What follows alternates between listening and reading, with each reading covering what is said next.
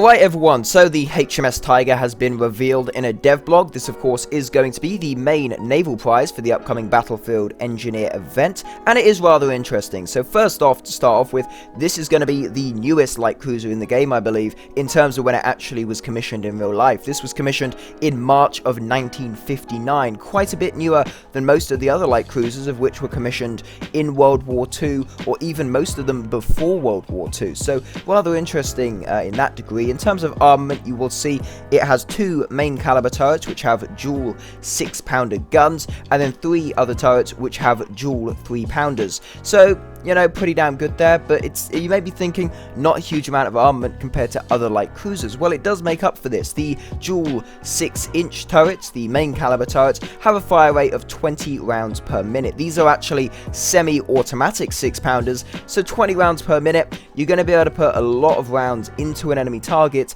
a lot quicker than they can. Generally, I'm pretty sure every other light cruiser in the game, the guns are not semi-automatic or even automatic, so this will have a very good fire rate. And those auxiliary caliber turrets, the 3 secondary ones with the dual 3-pounders, the 76mm guns, yeah, 90 rounds per minute. So these will likely also be used for anti-aircraft and also for anti-ship. Mainly you're going to be using HE shells with a radio fuse, so brilliant anti-aircraft defense there for sure. These do remind me of the automatic, actually. You got, well, semi-automatic 76mm guns, HE proximity fuse. Yeah, that's pretty damn good. So these are going to be interesting. Now, this will be a tier 4. This is a light cruiser, tier 4. Effectively, this is currently top tier for naval. So they're adding an event vehicle into top tier for naval. What could this mean?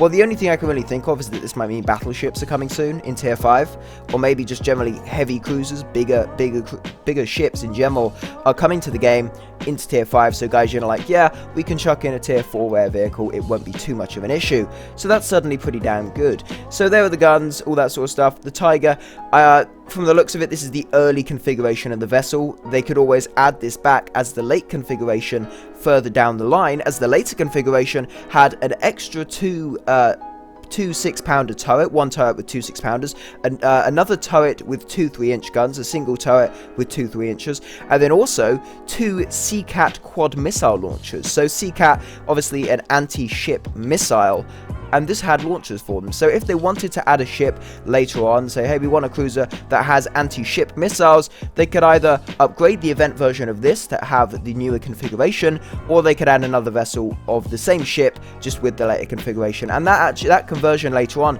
also meant it could carry 4 helicopters. Originally some Westland Wessex helicopters, but then later on the Sea King HAS-2 helicopters. So rather interesting there. So it is great to see a vehicle coming along for the British. It was a slight shame with the Merkava going to the Americans, although just really my main point on the Merkava actually was that I only really wanted it on the British so I could use it with the Shock Cal. I think the Americans do of course have a main claim to it, considering the majority of components and the funding came from the Americans.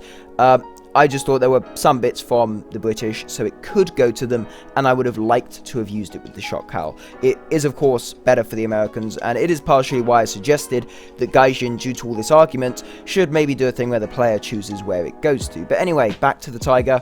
Very nice to see, a nice little cruiser there. I might actually try and grind this out. It looks very interesting. The semi-automatic guns are certainly very cool to see, so I think I will certainly give it a go. Of course, the tanks and the aircraft are more of a priority for me personally, but I will see if I can get my hands on this and make a video on it once the event has concluded.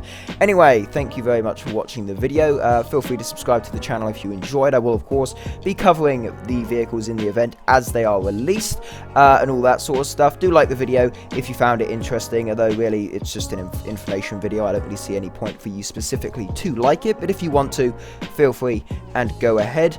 Thanks again for watching, and I will see you in the next one.